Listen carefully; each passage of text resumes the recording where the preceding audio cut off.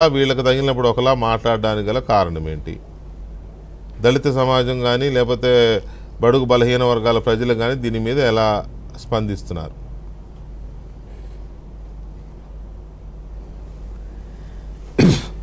వెంకటకృష్ణ గారు ధన్యవాదాలు. భాను గారికి, గఫూర్ గారికి, పట్టాభి గారికి తమకు కూడా జై భీములు, నమస్కారాలు.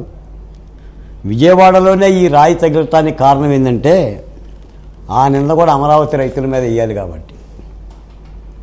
ఆయన రాజధాని అమరావతికి కక్ష కట్టాడు కాబట్టి అమరావతి కాకుండా 3 రాజధానులు కావాలని కలగన్నాను కాబట్టి అమరావతిని కాంక్షించే రైతులో లేదంటే ఆ సామాజిక వర్గం రాయి వేశారని చెప్పేసి ఆ 2 ప్రాంతాలు కూడా చెప్పడానికి అయ్యి ఉండొచ్చు.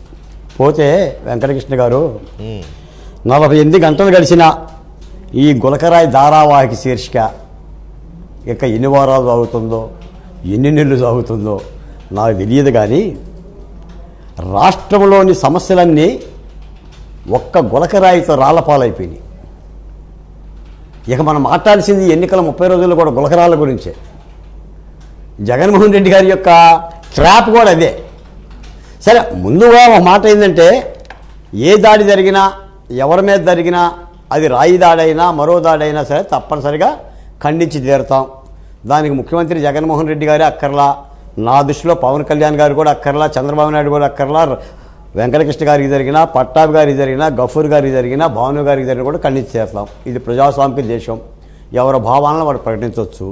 ఏ రాయి జరిగిన వెంకటకృష్ణ గారు చర్యలు తీసుకోవాల్సింది పోలీసులు, భద్రత కల్పాల్సింది పోలీసులు. అసలు ఈ భద్రతలు తీసుకునేవాడు, చర్యలు తీసుకునేవాడు నిమ్మకి నీరెచ్చినట్టు కూర్చొని అసలు రాయే దొరకలేదు అంటున్నారు మీరైతే.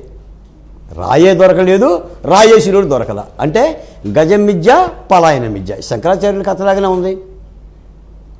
అసలు రాయి ఎటుపోయింది అంటే చంద్రబాబు నాయుడు గారి మీద వేసిన రాళ్ళన్నీ దొరుకుతున్నాయి, ముఖ్యమంత్రి గారి మీద వేసిన రాళ్ళని దొరకవా? పోనీ రాయినైనా పట్టుకోలేరా? రాయినైనా కాకపోతేనేనని ఇంత పోలీసులు 1480 మంది పోలీసులు రాయిని పట్టుకోలేకపోయారా? రాయేసిన తర్వాత సంగతి మరి ఏం ఇన్వెస్టిగేషన్ చేస్తారు?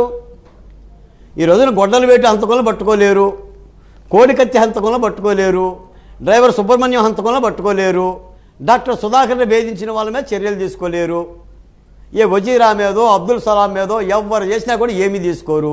మీకు రాయి దెబ్బ తగిలింది, ముఖ్యమంత్రికి రాయి దెబ్బ తగలటం మాకు బాధాకరంగానే ఉంది.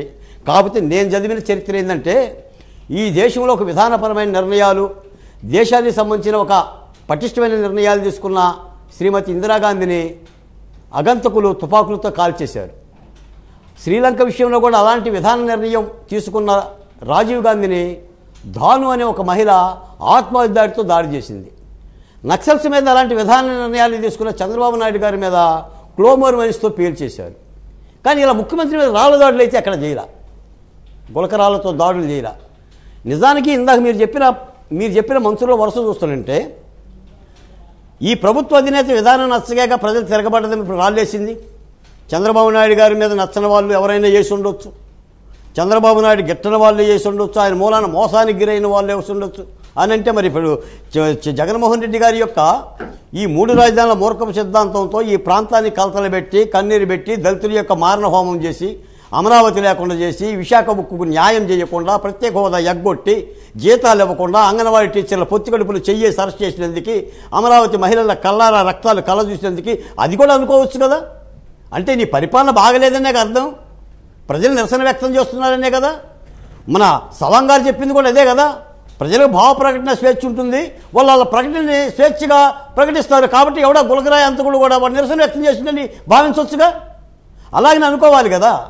కాబట్టి తీసుకోవాల్సిన డీజీపీ గారు చర్యలు తీసుకోకుండా ఈ ఎన్నికల సీజన్లో ఈ గులకరాల యొక్క పంచాయతీ పెట్టి రాష్ట్రంలో ప్రతిపక్ష పార్టీలు ఏ సమస్యను మాట్లాడుకోకుండా మొన్న 2019లోనేమో జగన్మోహన్ రెడ్డి గారు ఇక్కడ కట్టుకట్టారు, ఇప్పుడు 2024కి వచ్చేసి ఇక్కడ కట్టుకట్టాడు. ఇక్కడ తగిలింది అక్కడ తగిలింది అక్కడ తగిలింది స్పిన్ బాల్ లాగా ఇటో ఎగిరిపోయింది. దీన్ని పట్టుకోరు. ఆల్రెడీ వాళ్ళ పత్రిక అయితే ప్రభుత్వ పత్రికలో ముందుగానే సాక్షాధారాలతో రాశారు. డబల్ గన్ షూటర్ అంట, అతడు సినిమాలో లాగా మహేష్ బాబు లాగా ఆ కిటికీ రెక్కలు తెరుచుండయి, ఒక స్కూల్లో పెట్టుకున్నాడు, ఒక కార్డ్బాల్ పెట్టుకున్నాడు, లేదంటే రబ్బర్ బుల్లెట్లు ఆడారు. ఈ విధమైన కథనాలు వాళ్ళే రాసుకున్నారు, ఆ ముఖ్యమంత్రి గారి పేపర్లోనే రాసుకున్నారు. తీరా ఇప్పుడు రాయలేదు అరిచేతుల మందం రాయిందని చెప్పని టాటా గారు చెప్తారు, కమిషనర్ గారు. మరి రాయి అరిచేది మంది ఉన్న రాయి మరి ఇటుపోయిందో తెలియదు. ఇప్పటివరకు రాయి దొరకలా, కాదు ఫోటోలు వస్తున్నాయి, మీటింగులో కట్లు కనిపిస్తున్నాయి. మళ్ళీ ఇలా డ్యాన్స్ పెట్టేసేసి మళ్ళీ జై భీమ్ పాటలకి ఇలా డ్యాన్సులు వేస్తూనే ఉన్నారు, ఊగిపోతూనే ఉన్నారు, రెచ్చగొడుతూనే ఉన్నారు. కావాల్సింది రాష్ట్ర ప్రజలు గమనించాలి. నేను మాట చెప్తాను వెంకటకృష్ణ గారు, జగన్మోహన్ రెడ్డి గారు 2 ఆయుధాలు వాడుతున్నాడు నాకు తెలిసి. ఒకటి సానుభూతి, 2 నమ్మబలకటం. ఈ సానుభూతి ఆయన రాజకీయ పార్టీకి ఇటుక బిల్లలు, ఇటుకరాళ్ళు. తన తండ్రి గారు చనిపోయారు అనే విషయాన్ని, తన తండ్రిని చంపారు అన్న దగ్గర నుంచి